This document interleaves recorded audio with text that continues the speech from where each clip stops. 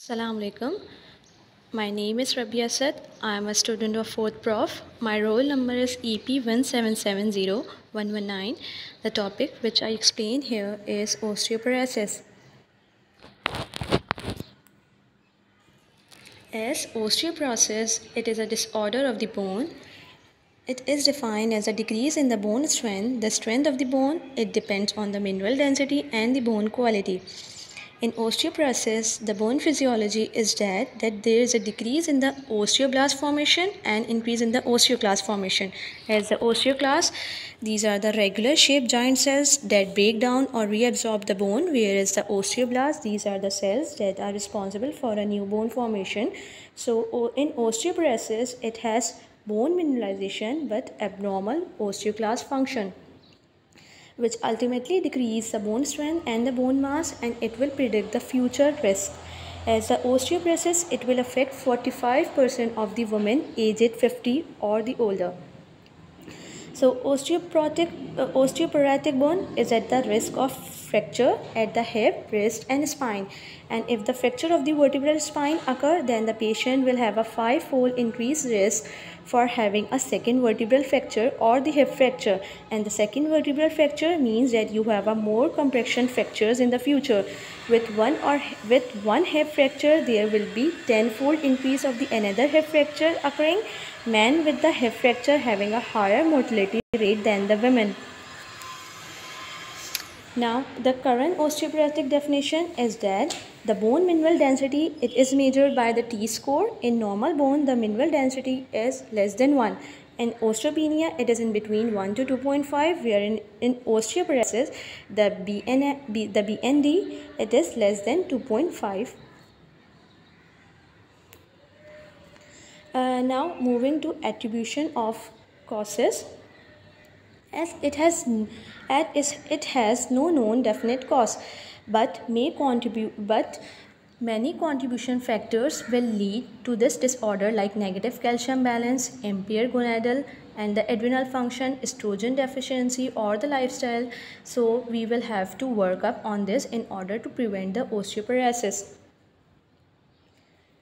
Now moving to its type, it is divided into primary and secondary. And in primary, type 1, the post-menopausal woman, osteoporosis, it occurs within 15 to 20 years after the menopause, and it affects the trabecular bone and increase the risk of vertebral and wrist fracture, and it is usually due to an estrogen deficiency. Whereas in type 2 senile osteoporosis, it occurs in women and men over the age of 70 years. It will affect the cortical and trabecular bone equality. It will affect the vertebral and hip fracture, and it occurs more in female than the males, and it is due to an aging and long-term calcium deficiency. With aging, the inner bone diameter increases while the cortical thickness of the bone decreases.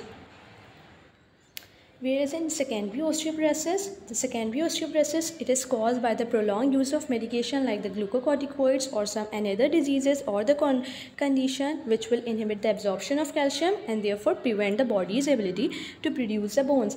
Types of secondary osteoporosis. As secondary disorder, it can play an important role in the development of osteoporosis, and this will include having a high thyroid hormone level, parathyroid hormone level and the cortisol level, and these conditions will interfere with the bone remodeling. As in the parathyroidism, which is caused by the too much parathyroid hormone and can cause the osteoporosis because excessive hormone extract the calcium from your body. So overall production of the thyroid hormone may lead to bone loss.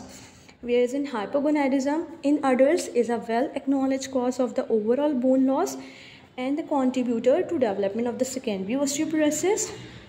And the hypercortisolism, also called the Cushing syndromes, it will lead to osteoporosis as excessive endogenous glucocorticoids increases the bone reabsorption and decrease the bone formation, and it will cause a fracture up to 70% even in the presence of normal gonadal state and in the males. Whereas the gastrointestinal disease, this will also often associated with the development of secondary osteoporosis. like the nutritional deficiency caused by the malabsorption and the chronic malnutrition. That is, the people are unable to absorb the nutrient from the diet, or when the person dies does not provide the enough nutrient or the right balance, or like a systematic inflammation, like chronic inflammatory bowel disease and the use of glucocorticoids. These are the risk factor for the secondary osteoporosis.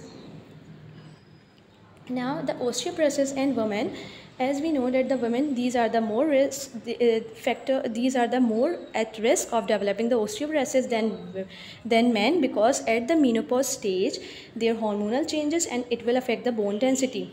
Also, the removal of the ovaries, or the absence of period for more than 6 months due to an over exercise or overeating and the low level of estrogen, these may all lead to disorder.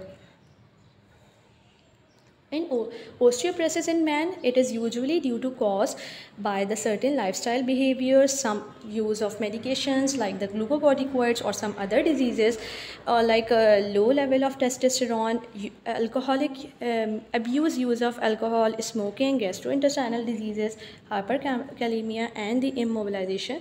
These will all lead to osteoporosis in men.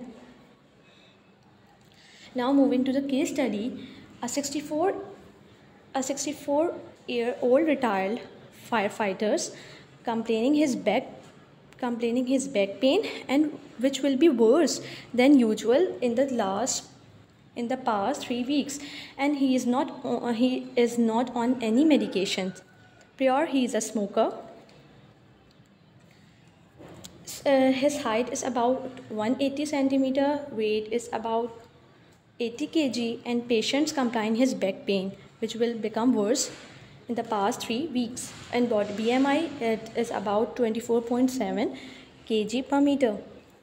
Now it's objective that chances in height and weight can be sign of the vertebral fractures. This may be one cause, or the another cause is when physical examination is done, there is a rib pelvis distance and the occiput wall distance. So when we assess the patient, there is no history of the systematic glucocorticoids or the androgen deprivation therapy, no history of the secondary causes of osteoporosis, no previous trauma, but he is an alcoholic user, that is approximately 2 drinks per week. So we have to plan to treat their vertebral fractures. First line of treatment should be given, that is bisphosphonate, includes the risindronate, zoledronic acid. Calcium supplements should also be given in the dose of 1200 per day. And for the back pain, NSAIDs like ibuprofen, it will be given for the relief of the back pain as per required. Thank you.